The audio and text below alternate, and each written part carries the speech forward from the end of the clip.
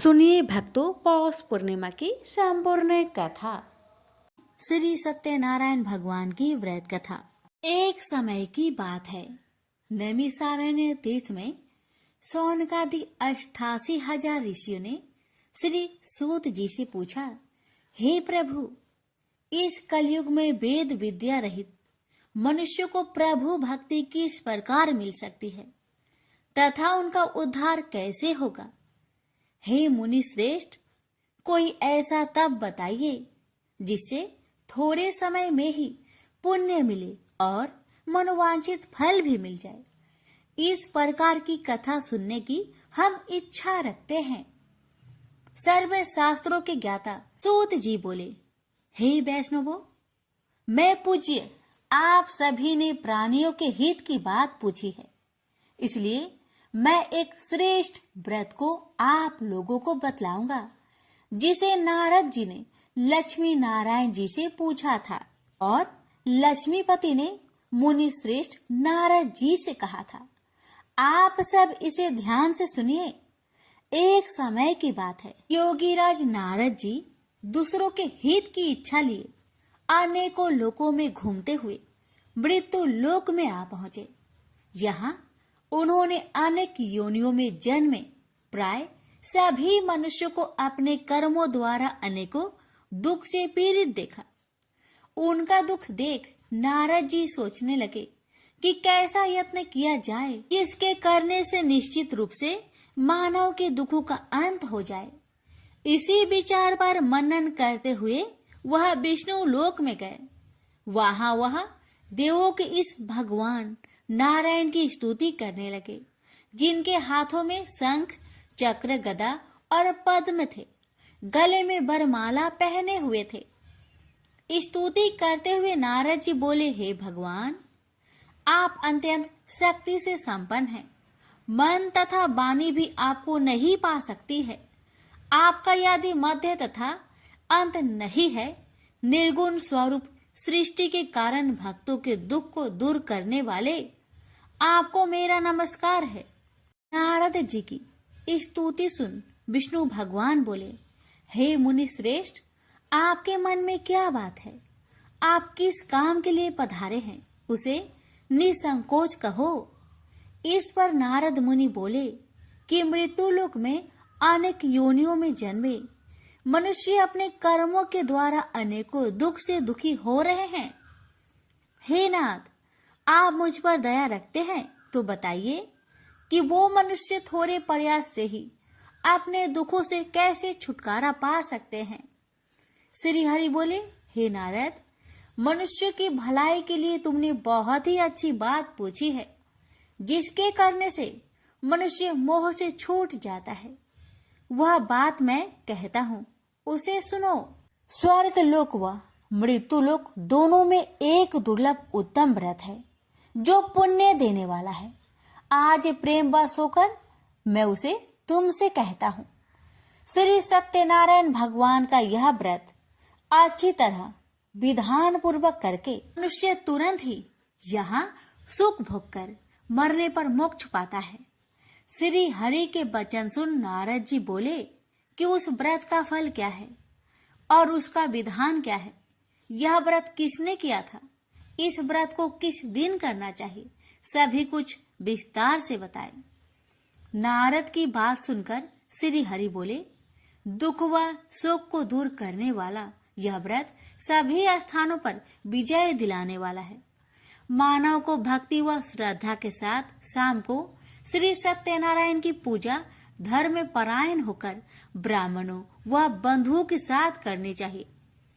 भक्ति भाव से ही नैवेद्य केले का फल, घी, दूध और गेहूं का आटा सवाया ले। गेहूं के स्थान पर साठी का आटा, शक्कर तथा गुड़ लेकर वह सभी भक्षण योग्य पदार्थों को मिलाकर भगवान का भोग लगाए। ब्राह्मणों सहित बंधु बांधवों को भी भोजन कराए। उसके बाद स्वयं भोजन करे और भजन कीर्तन के साथ भगवान की भक्ति में लीन हो जाए।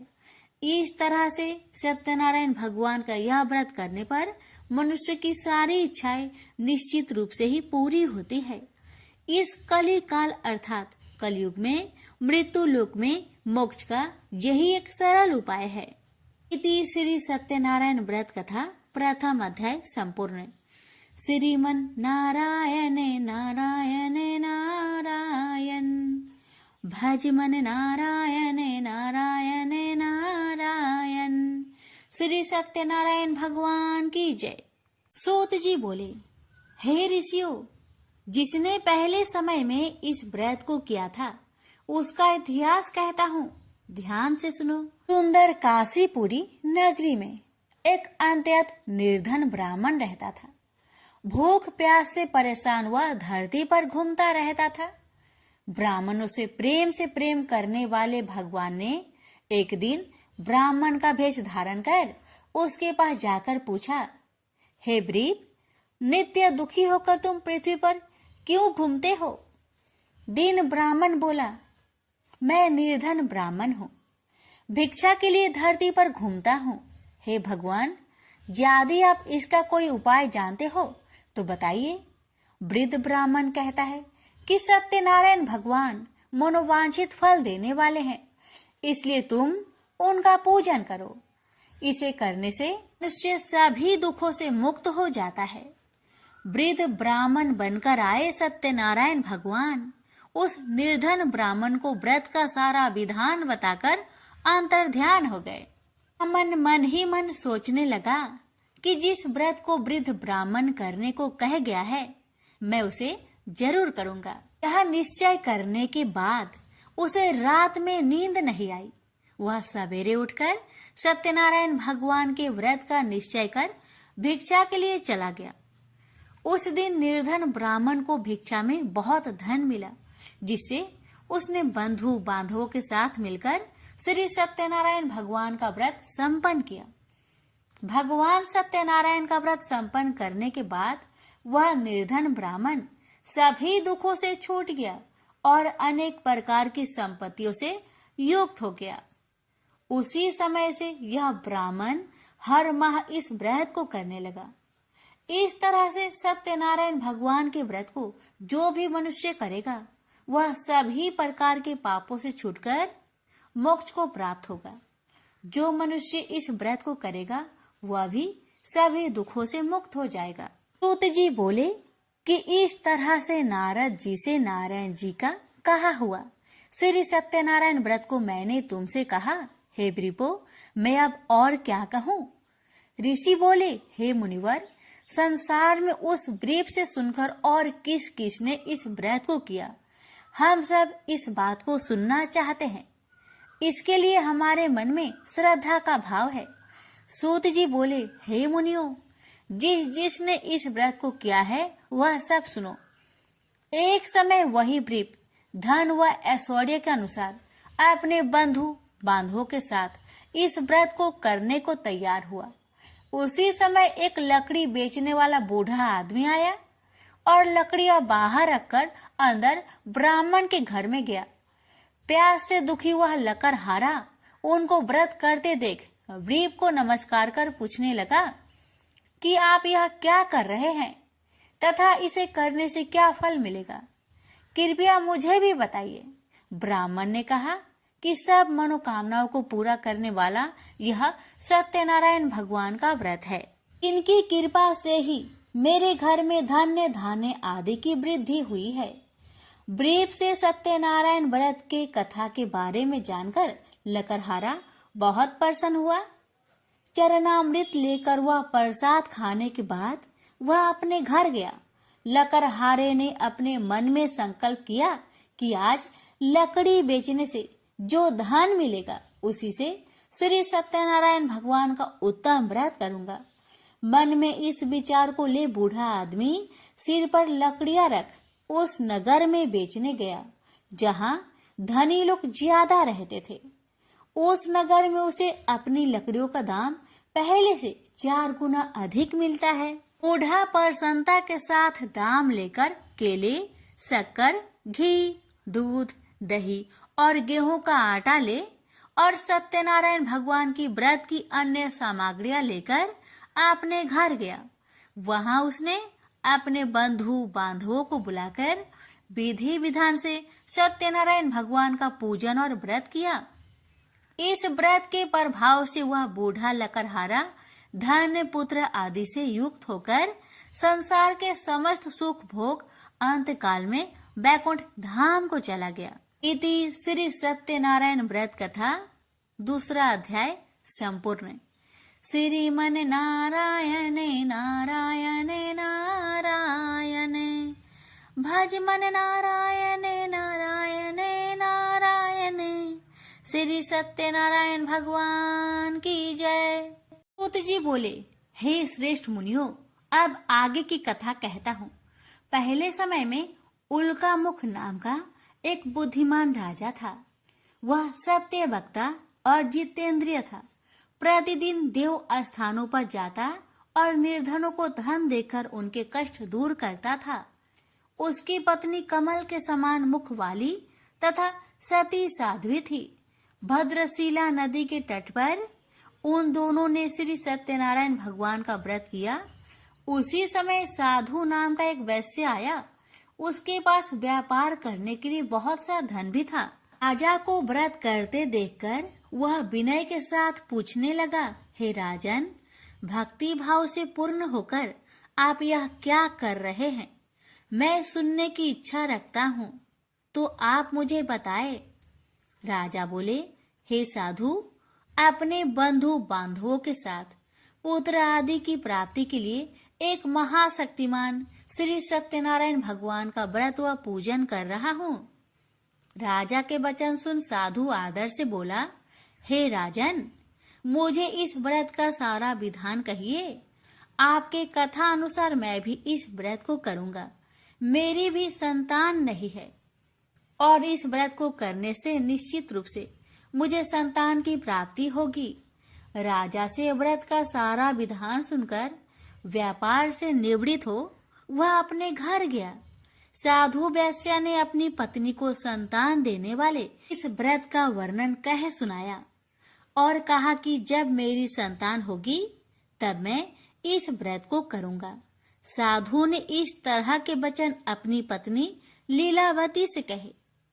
एक दिन लीलावती पति के साथ आनंदित हो सांसारिक धर्म में प्रवृत्त होकर सत्यनारायण भगवान की कृपा से गर्भवती हो गई।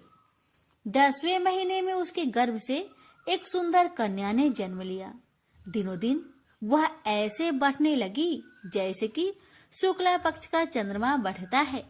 माता पिता ने अपनी कन्या का नाम कलावती रखा। एक दिन लीलावती ने मीठे शब्दों में अपने पति को याद दिलाया कि आपने सत्यनारायण भगवान के जिस व्रत को करने का संकल्प किया था उसे करने का समय आ गया है। आप इस व्रत को करिए। साधु बोला कि हे प्रिय, इस व्रत को मैं उसके विवाह पर करूंगा। इस प्रकार अपनी पत्नी को अवशासन देकर वह नगर को चला गया। कलावती पिता के घर में रह वृद्धि को प्राप्त हो गई। साधु ने एक बार नगर में अपनी कन्या को सखियों के साथ देखा तो तुरंत ही दूत को बुलवाया और कहा कि मेरी कन्या की योग वर देखकर आओ। साधु की बात सुनकर दूत कंचन नगर में पहुंचा और वहां देखभाल कर लड़की के सुयोग बनिक पुत्र को ले आया। सुयोग लड़के को देख साधु ने बंधु बांधवों को बुलाकर अपनी पुत्री का विवाह कर दिया। लेकिन दुर्भाग्य की बात ये कि साधु ने अभी भी श्री सत्यनारायण भगवान का व्रत नहीं किया। इस पर श्री भगवान क्रोधित हो गए और श्राप दिया कि साधु को अत्यधिक दुख मिले। अपने कार्य में कुशल साधु बनिया जमाई को लेकर समुद्र के पास स्थित होकर रत्नासारपुर नगर में गया। वहां जाकर दामाद ससुर दोनों मिलकर चंद्रकेतु राजा के नगर में व्यापार करने लगे। एक दिन भगवान सत्यनारायण की माया से एक चोर राजा का धन चुराकर भाग रहा था। उसने राजा के सिपाहियों को अपना पीछा करते देख चुराया हुआ धन वहां रख दिया जहां साधु अपने जमाई के साथ ठहरा हुआ था। राजा के सिपाहियों ने साधु वैश्य के पास राजा का धन पड़ा देखा तो वह ससुर जमाई दोनों को बांधकर प्रसन्नता से राजा के पास ले गए और कहा कि उन दोनों चोरों को हम पकड़ लाए हैं, आप आगे की कार्यवाही की आज्ञा दे। राजा की आज्ञा से उन दोनों को कठिन कारावास में डाल दिया गया और उनका सारा धन भी उनसे छीन लिया गया। श्री सत्यनारायण भगवान के शराप से साधु की पत्नी भी बहुत दुखी हुई। घर में जो धन रखा था उसे चोर चुरा ले गए। शारीरिक तथा मानसिक पीड़ा व भूख प्यास से अति दुखी हो अन्न की चिंता में कालावती के ब्राह्मण के घर गई। वहां उसने श्री सत्यनारायण भगवान का व्रत होते देखा, फिर कथा भी सुनी। वह प्रसाद ग्रहण कर वह रात को घर वापस आई। माता ने कलावती से पूछा कि हे पुत्री, अब तक तुम कहाँ थी, तेरे मन में क्या है? कलावती ने अपने माता से कहा, हे माता, मैंने एक ब्राह्मण के घर में श्री सत्यनारायण भगवान का व्रत देखा है। कन्या के वचन सुन लीलावती भगवान की पूजन की तैयारी करने लगी। लीलावती ने परिवार व बंधुओं सहित सत्यनारायण भगवान का पूजन किया और उनसे वर मांगा कि मेरे पति तथा जमाई शीघ्र घर आ जाए। साथ ही यह भी प्रार्थना की कि हम सबका अपराध क्षमा करे। श्री सत्यनारायण भगवान इस व्रत से संतुष्ट हो गए और राजा चंद्रकेतु को सपने में दर्शन दे कहा कि हे राजन, तुम उन दोनों वेश्या को छोड़ दो और तुमने उनका जो धन लिया है उसे वापस कर दो। अगर ऐसा नहीं किया तो मैं तुम्हारा धन, राज्य व संतान सभी को नष्ट कर दूंगा। राजा को यह सब कहकर वह अंतर्ध्यान हो गए। अतः काल सभा में राजा ने अपना सपना सुनाया। फिर बोले कि बानिक पुत्र को कैद से मुक्त कर सभा में लाओ। दोनों ने आते ही राजा को प्रणाम किया। राजा मीठी बानी से बोला, हे महानुभावों, भाग्यवश ऐसा कठिन दुख तुम्हें प्राप्त हुआ है, लेकिन अब तुम्हें कोई भय नहीं है। ऐसा कह राजा ने उन दोनों को नए वस्त्र भूषण भी पहनाए और जितना धन उनका लिया था उससे 2 गुना धन वापस कर दिया। दोनों वेश्या अपने घर को चल दिए। श्री सत्यनारायण व्रत कथा का 3रा अध्याय संपूर्ण। श्रीमन नारायण नारायण नारायण, भज मन नारायण नारायण नारायण। श्री सत्यनारायण भगवान की जय। सूत जी बोले, वेश्या ने मंगलाचार कर अपनी यात्रा आरंभ की और अपने नगर की ओर चल दिया। उसके थोड़ी दूर जाने पर एक दंड वेशधारी श्री सत्यनारायण ने उनसे पूछा, हे साधु, तेरी नाव में क्या है? अभिमानी बानिक हंसता हुआ बोला, हे दंडी, आप क्यों पूछते हो? क्या धन लेने की इच्छा है? मेरी नाव में तो बेल व पत्ते भरे हुए हैं। वैश्या के कठोर वचन सुन भगवान बोले, तुम्हारा वचन सत्य हो। दंडी ऐसे वचन कहे वहां से दूर चले गए। कुछ दूर जाकर समुद्र के किनारे बैठ गए। दंडी के जाने के बाद साधु वैश्या ने नित्य क्रिया के पश्चात नाव को ऊंची उठते देखकर अचंभा माना और नाव में बेल पत्ते आदि देख वह मूर्छित हो जमीन पर गिर पड़ा। मूर्छा खोलने पर वह अत्यंत शोक में डूब गया। तब उसका दामाद बोला कि आप शोक ना मनाए, यह दंडी का श्राप है, इसलिए हमें उनकी शरण में जाना चाहिए, तभी हमारी मनोकामना पूरी होगी। दामाद की बात सुनकर वह दंडी के पास पहुंचा और अत्यंत भक्ति भाव नमस्कार करके बोला, मैंने आपसे जो असत्य वचन कहे थे उनके लिए मुझे क्षमा दे। ऐसा कह कहकर महान शोकातुर हो रोने लगा। दंडी भगवान बोले, हे बानिक पुत्र, मेरी आज्ञा से बार बार तुम्हें दुख प्राप्त हुआ है, तू मेरी पूजा से विमुख हुआ। साधु बोला, हे भगवान, आपकी माया से ब्रह्मा आदि देवता भी आपके रूप को नहीं जानते, तब मैं अज्ञानी कैसे जान सकता हूँ? आप प्रसन्न होइए, अब मैं सामर्थ्य के अनुसार आपकी पूजा करूंगा। मेरी रक्षा करो और पहले के समान नौका में धन भर दो। साधु वैश्य के भक्ति पूर्वक वचन सुनकर भगवान प्रसन्न हो गए और उसकी इच्छा अनुसार वरदान देकर अंतर्ध्यान हो गए। ससुर जमाई जब नाव पर आए तो नाव धन से भरी हुई थी। फिर वही अपने अन्य साथियों के साथ सत्यनारायण भगवान का पूजन कर अपने नगर को चल दिए। जब नगर के नजदीक पहुंचे तो दूत को घर पर खबर करने के लिए भेज दिया। दूत साधु की पत्नी को प्रणाम कर कहता है कि मालिक अपने दामाद सहित नगर के निकट आ गए हैं। दूत की बात सुन साधु की पत्नी लीलावती ने बड़े हर्ष के साथ सत्यनारायण भगवान का पूजन कर अपनी पुत्री कलावती से कहा कि मैं अपने पति के दर्शन को जाती हूँ, तो कार्य पूर्ण कर शीघ्र आ जाना। माता के ऐसे वचन सुन कलावती जल्दी में प्रसाद छोड़ अपने पति के पास चली गई। प्रसाद की अवज्ञा के कारण श्री सत्यनारायण भगवान रुष्ट हो गए और नाव सहित उसके पति को पानी में डुबो दिए। कलावती अपने पति को वहां ना पाकर रोती हुई जमीन पर गिर गई। नौका को डूबा हुआ देख वह कन्या को रोता देख साधु दुखी होकर बोला कि हे प्रभु, मुझसे तथा मेरे परिवार से जो भूल हुई है उसे क्षमा करे। साधु के दीन वचन सुनकर श्री सत्यनारायण भगवान प्रसन्न हो गए और आकाशवाणी हुई, हे साधु, तेरी कन्या मेरे प्रसाद को छोड़कर आई है, इसलिए उसका पति अदृश्य हो गया है।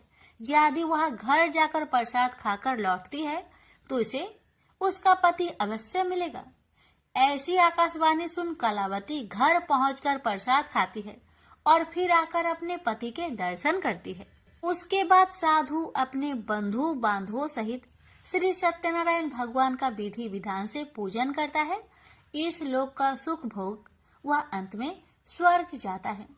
इति श्री सत्यनारायण व्रत कथा चतुर्थ अध्याय संपूर्ण। श्रीमन नारायणे नारायणे नारायणे भज मन नारायणे नारायणे नारायण। श्री सत्यनारायण भगवान की जय। श्री सूत जी बोले, हे ऋषियों, मैं और भी एक कथा सुनाता हूँ, उसे भी ध्यान पूर्वक सुनो। प्रजा पालन में लीन तुंगध्वज नाम का एक राजा था। उसने भी भगवान का प्रसाद त्याग कर बहुत ही दुख प्राप्त किया। एक बार वन में जाकर वन्य पशुओं को मारकर वह बर के पेड़ के नीचे आया। वहां उसने ग्वालों को भक्ति भाव से अपने बंधुओं सहित सत्यनारायण भगवान का पूजन करते देखा। अभिमान बस राजा ने उन्हें देखकर भी पूजा स्थान में नहीं गया, न ही उसने भगवान को नमस्कार किया। ग्वालों ने राजा को प्रसाद दिया, लेकिन उसने वह प्रसाद नहीं खाया और प्रसाद को वही छोड़कर वह अपने नगर को चला गया। जब वह नगर में पहुंचा तो वहां सब कुछ तहस नहस हुआ पाया, तो वह शीघ्र ही समझ गया कि यह सब भगवान ने ही किया है। वह दोबारा ग्वालों के पास पहुंचा और विधि पूर्वक पूजा कर प्रसाद खाया, तो श्री सत्यनारायण भगवान की कृपा से सब कुछ पहले जैसा हो गया। दीर्घ काल तक सुख भोगने के बाद मरोना उपरांत उसे स्वर्ग लोक की प्राप्ति हुई। तो मनुष्य परम दुर्लभ इस व्रत को करेगा तो भगवान सत्यनारायण की अनुकंपा से उसे धन्य धान्य की प्राप्ति होगी। निर्धन धनी हो जाता है और भय मुक्त हो जीवन जीता है।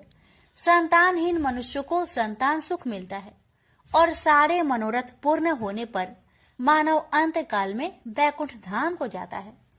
सूत जी बोले, जिन्होंने पहले इस व्रत को किया है, अब उनके दूसरे जन्म की कथा कहता हूँ।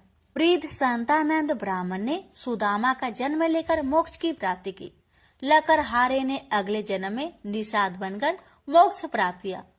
उल्कामुख नाम का राजा दशरथ होकर वैकुंठ को गए। साधु नाम के वैश्य ने मोरध्वज बनकर अपने पुत्र को आरे से चीरकर मोक्ष पाया। महाराज तुंगध्वज ने स्वयंभू होकर भगवान में भक्ति युक्त हो कर्म कर मोक्ष पाया। श्री सत्यनारायण व्रत कथा का 5वां अध्याय संपूर्ण हुआ। श्रीमन नारायण नारायण नारायण भज मन नारायण नारायण नारायण। श्री सत्यनारायण भगवान की जय। सुनिए पूर्णिमा की दूसरी कथा।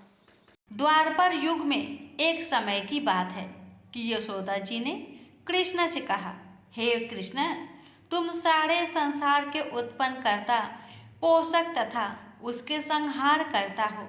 आज कोई ऐसा व्रत मुझसे कहो जिसके करने से मृत्यु लोक में स्त्रियों को विधवा होने का भय ना रहे तथा यह व्रत सभी मनुष्य की मनोकामनाएं पूर्ण करने वाला हो।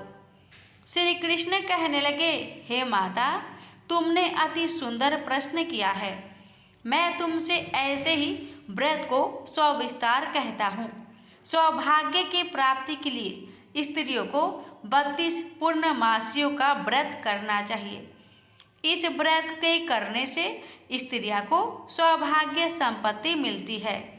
यह व्रत अचल सौभाग्य देने वाला एवं भगवान शिव के प्रति मनुष्य मात्र की भक्ति को बढ़ाने वाला है। यशोदा जी कहने लगी, हे कृष्ण, सर्वप्रथम इस व्रत को मृत्यु लोक में किसने किया था? इसके विषय में विस्तार पूर्वक मुझसे कहो।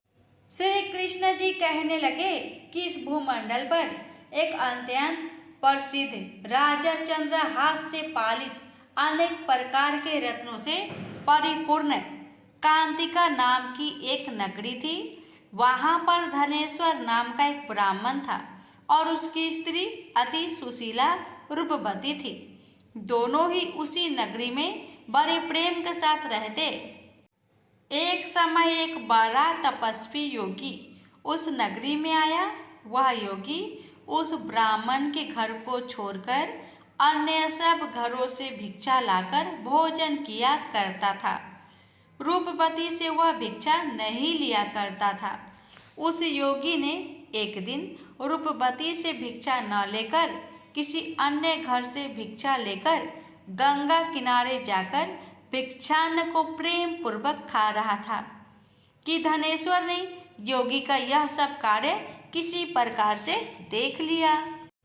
अपनी भिक्षा के अनादर से दुखी होकर धनेश्वर योगी से बोला, महात्मन, आप सब घरों से भिक्षा लेते हैं परंतु मेरे घर की भिक्षा कभी भी नहीं लेते, इसका कारण क्या है?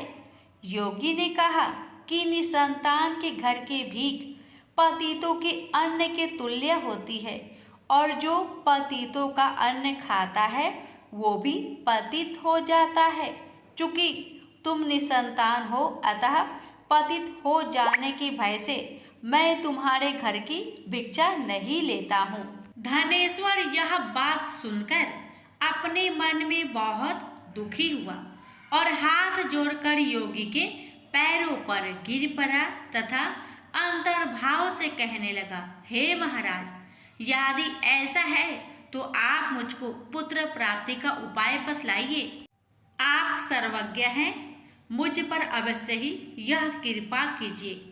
धन की मेरे घर में कोई कमी नहीं परंतु मैं पुत्र न होने के कारण अत्यंत दुखी हूँ। आप मेरे इस दुख का हरण करें, आप सामर्थ्यवान हैं। यह सुनकर योगी कहने लगे, हे ब्राह्मण, तुम चंडी की आराधना करो। घर आकर उसने अपने स्त्री से सब वृत्तांत कहा और स्वयं तप के निमित्त वन में चला गया। वन में जाकर उसने चंडी की उपासना की और उपवास किया। चंडी ने 16वें दिन उसको सपने में दर्शन दिया और कहा, हे धनेश्वर, जा तेरे पुत्र होगा परंतु वह 16 वर्ष की आयु में ही मृत्यु को प्राप्त हो जाएगा। यदि तुम दोनों स्त्री पुरुष 32 पूर्णमासियों का व्रत विधि पूर्वक करोगे तो वह दीर्घ आयु होगा। जितनी तुम्हारी सामर्थ्य हो आटे के दिए बनाकर शिव जी का पूजन करना, परंतु पूर्णमासी को 32 जौ जाने चाहिए। प्रातःकाल होने पर इस स्थान के समीप ही तुम्हें एक आम का वृक्ष दिखाई देगा। उस पर तुम चढ़कर एक फल तोड़कर शीघ्र अपने घर चले जाना। अपनी स्त्री से सब वृत्तांत कहना। ऋतु स्नान के पश्चात स्वच्छ होकर शंकर जी का ध्यान करके उस फल को खा लेगी। तब शंकर भगवान की कृपा से उसको गर्भ हो जाएगा। जब वह ब्राह्मण प्रातःकाल उठा तो उसने उस स्थान के पास ही एक आम का वृक्ष देखा, जिस पर एक अत्यंत सुंदर आम का फल लगा हुआ था। उस ब्राह्मण ने उस आम के वृक्ष पर चढ़कर उस फल को तोड़ने का प्रयत्न किया, परंतु वृक्ष पर कई प्रकार प्रयत्न करने पर भी वह ना चढ़ पाया। तब तो उस ब्राह्मण को बहुत चिंता हुई और विघ्न विनाशक गणेश जी की वंदना करने लगा। हे दयानिधे, अपने भक्त के विघ्नों का नाश करके उनके मंगल कार्य को करने वाले, दुष्टों का नाश करने वाले, रिद्धि सिद्धि के देने वाले, आप मुझ पर कृपा करके इतना बल दे कि मैं अपने मनोरथ को पूर्ण कर सकूं। इस प्रकार श्री गणेश जी की प्रार्थना करने पर उनकी कृपा से धनेश्वर वृक्ष पर चढ़ गया और उसने एक अति सुंदर आम का फल देखा। उसने विचार किया कि जो वरदान से फल मिला था वह यह है और कोई फल दिखाई नहीं देता। उस धनेश्वर ब्राह्मण ने जल्दी से उस फल को तोड़कर अपनी स्त्री को लाकर दिया और उसकी स्त्री ने अपने पति के कथन अनुसार उस फल को खा लिया और वह गर्भवती हो गई। देवी जी की असीम कृपा से उसे एक अत्यंत सुंदर पुत्र उत्पन्न हुआ, जिसका नाम उन्होंने देवी दास रखा। माता पिता के हर्ष और शोक के साथ वह बालक शुक्ल पक्ष के चंद्रमा की भांति अपने पिता के घर में बढ़ने लगा। भवानी की कृपा से वह बालक बहुत ही सुंदर, सुशील और विद्या पढ़ने में बहुत ही निपुण हो गया। दुर्गा जी की आज्ञा अनुसार उसकी माता ने 32 पूर्णमासी का व्रत रखना प्रारंभ कर दिया था, जिससे उसका पुत्र बड़ी आयु वाला हो जाए। 16वां वर्ष लगते ही देवी दास के माता पिता को बड़ी चिंता हो गई कि कहीं उनके पुत्र की इस वर्ष मृत्यु ना हो जाए। इसलिए उन्होंने अपने मन में विचार किया कि यदि यह दुर्घटना उनके सामने हो गई तो वे कैसे सहन कर सकेंगे। अस्तु उन्होंने देवी दास के मामा को बुलाया और कहा कि हमारी इच्छा है कि देवी दास 1 वर्ष तक काशी में जाकर विद्या अध्ययन करे और उसको अकेला भी नहीं छोड़ना चाहिए। इसलिए साथ में तुम चले जाओ और 1 वर्ष के पश्चात इसको वापस लौटा लाना। सब प्रबंध करके उसके माता पिता ने काशी जाने के लिए देवी दास को एक घोड़े पर बैठाकर उसके मामा को उसके साथ कर दिया, किंतु यह बात उसके मामा या किसी और से नहीं कही। धनेश्वर ने सपत्नीक अपने पुत्र की मंगल कामना तथा दीर्घ आयु के लिए भगवती दुर्गा की आराधना और पूर्णमासियों का व्रत करना आरंभ कर दिया। इस प्रकार बराबर 32 पूर्णमासी का व्रत पूरा किया। कुछ समय पश्चात एक दिन वह दोनों मामा और भांजा मार्ग में रात्रि बिताने के लिए किसी ग्राम में ठहरे हुए थे। उस दिन उस गांव में एक ब्राह्मण की अत्यंत सुंदरी, सुशीला, विदुषी और गुणवती कन्या का विवाह होने वाला था। जिस धर्मशाला के अंदर वर और उसकी बारात ठहरी हुई थी, उस धर्मशाला में देवीदास और उसके मामा भी ठहरे हुए थे। संयोगवश कन्या को तेल आदि चढ़ाकर मंडप आदि का कृत्य किया गया तो लगन के समय वर को धनुर्वात हो गया। अस्तु वर के पिता ने अपने कुटुंबियों से परामर्श करके निश्चय किया कि यह देवीदास मेरा पुत्र जैसा ही सुंदर है, मैं इसके साथ ही लगन करा दूं और बाद में विवाह के अन्य कार्य मेरे लड़के के साथ हो जाएंगे। ऐसा सोचकर देवीदास के मामा से जाकर बोला कि तुम थोड़ी देर के लिए अपने भांजे को हमें दे दो, जिससे विवाह के लग्न का सब कृत्य सुचारू रूप से हो सके। तब उसका मामा कहने लगा कि जो कुछ भी मधुपर्क आदि कन्यादान के समय वर को मिली वह सब हमें दिया जाए। तो मेरा भांजा इस बारात का दूल्हा बन जाएगा। यह बात वर के पिता ने स्वीकार कर लेने पर उसने अपना भांजा वर बनने को भेज दिया और उसके साथ सब विवाह कार्य रात्रि में विधि पूर्वक संपन्न हो गया। पत्नी के साथ वह भोजन न कर सका और अपने मन में सोचने लगा कि न जाने यह किसी स्त्री होगी। वह एकांत में इसी सोच में गर्म निश्वास छोड़ने लगा तथा उसकी आंखों में आंसू भी आ गया।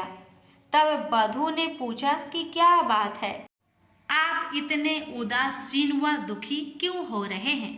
तब उसने सब बातें जो वर के पिता व उसके मामा में हुई थी उसको बतला दी। तब कन्या कहने लगी कि यह ब्रह्म विवाह के विपरीत हो कैसे सकता है। हे देव, ब्राह्मण और अग्नि के सामने मैंने आपको ही अपना पति बनाया है, इसलिए आप ही मेरे पति हैं। मैं आपकी ही पत्नी रहूंगी, किसी अन्य की कदापि नहीं। तब देवी दास ने कहा, ऐसा मत करिए, क्योंकि मेरी आयु बहुत थोड़ी है। मेरे पश्चात आपकी क्या गति होगी, इन बातों को अच्छी तरह विचार लो। परंतु वह दृढ़ विचार वाली थी। बोली कि जो आपकी गति होगी वही मेरी गति होगी। हे स्वामी, आप उठिए और भोजन करिए, आप निश्चय ही भूखे होंगे। इसके बाद देवीदास और उसकी पत्नी दोनों ने भोजन किया तथा शेष रात्रि वे सोते रहे। प्रातःकाल देवीदास ने अपनी पत्नी को 3 नगों से जड़ी हुई एक अंगूठी दी, एक रुमाल दिया और बोला, हे प्रिय, इसे लो और संकेत समझकर स्थिर चित हो जाओ। मेरा मरण और जीवन जानने के लिए एक पुष्प वाटिका बना लो, उसमें सुगंधी वाली एक नौ मल्लिका लगा लो, उसको प्रतिदिन जल से सींचा करो और आनंद के साथ खेलो कूदो तथा उत्सव मनाओ।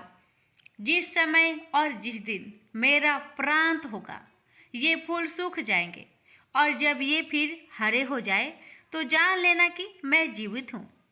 यह बात निश्चय करके समझ लेना, इसमें कोई संचय नहीं है।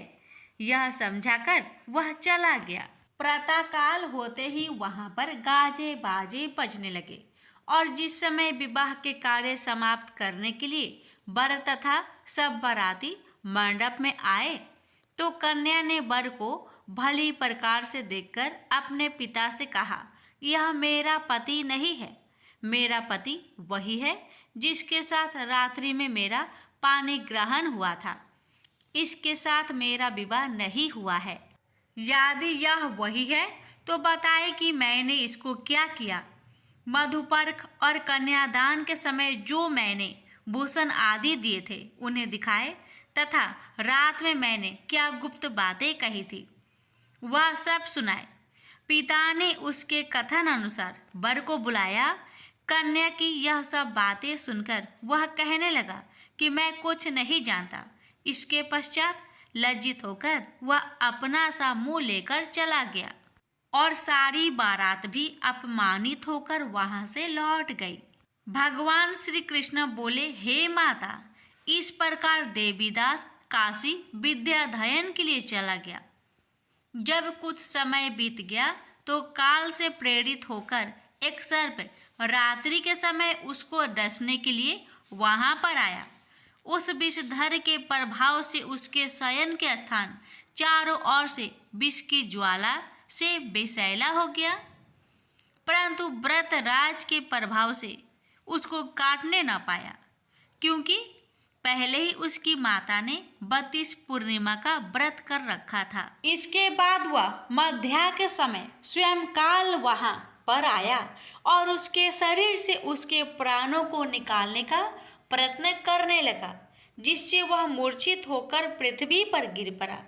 भगवान की कृपा से उसी समय पार्वती जी के साथ श्री शंकर जी वहां पर आ गए। उसको मूर्छित दशा में देखकर पार्वती जी ने भगवान शंकर से प्रार्थना की कि हे महाराज, इस बालक की माता ने पहले 32 पूर्णिमा का व्रत किया था, जिसके प्रभाव से हे भगवान आप इसको प्राण दान दे। भवानी के कहने पर भक्त वत्सल भगवान श्री शिव जी ने उसको प्राण दान दे दिया। इस व्रत के प्रभाव से काल को भी पीछे हटना पड़ा और देवीदास स्वस्थ होकर बैठ गया।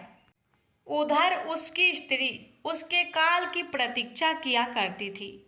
जब उसने देखा कि उस पुष्प वाटिका में पत्र पुष्प कुछ भी नहीं रहे तो उसको बड़ा आश्चर्य हुआ, और जब वह वैसे ही हरी भरी हो गई तो वह जान गई कि वह जीवित हो गए हैं। यह देखकर वह बहुत प्रसन्न मन से अपने पिता के कहने लगी कि पिताजी, मेरे पति जीवित है, आप उनको ढूंढिए। जब 16वां वर्ष व्यतीत हो गया तो देवीदास भी अपने मामा के साथ काशी से चल दिया। इधर उसे ससुर उसको ढूंढने के लिए अपने घर से जाने वाले ही थे कि वह दोनों मामा भांजा वहां पर आ गए।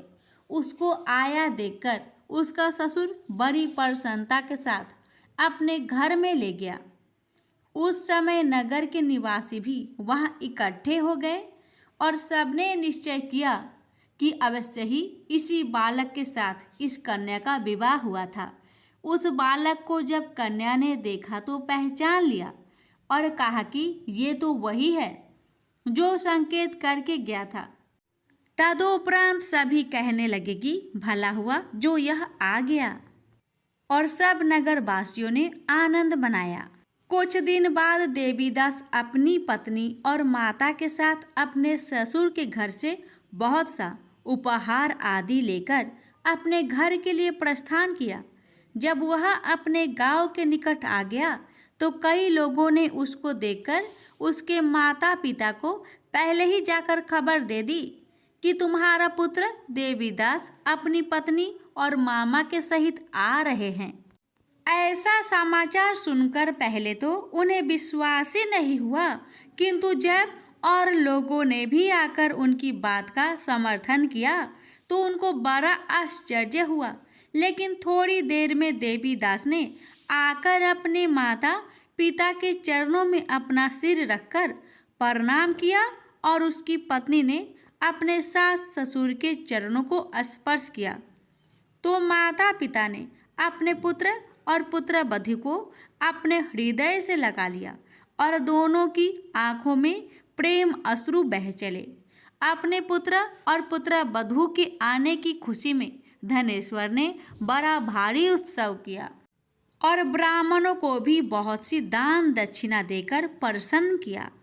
श्री कृष्ण जी कहने लगे कि इस प्रकार धनेश्वर 32 पूर्णिमाओं की व्रत के प्रभाव से पुत्रवान हो गया। जो भी स्त्रियां इस व्रत को करती है वे जन्म जन्मांतर में वैधव का दुख नहीं भोगती और सदैव सौभाग्यवती रहती है। यह मेरा वचन है, इसमें कोई संदेह नहीं मानना। यह व्रत पुत्र पौत्रों को देने वाला तथा संपूर्ण मनोकामनाओं को पूर्ण करने वाला है। 32 पूर्णिमाओं के व्रत करने से व्रत की सब इच्छाएं भगवान शिव जी की कृपा से पूर्ण हो जाती है। प्रेम से बोलिए हर हर महादेव। अब आइए जानते हैं 32 पूर्णिमा व्रत की पूजन विधि के बारे में।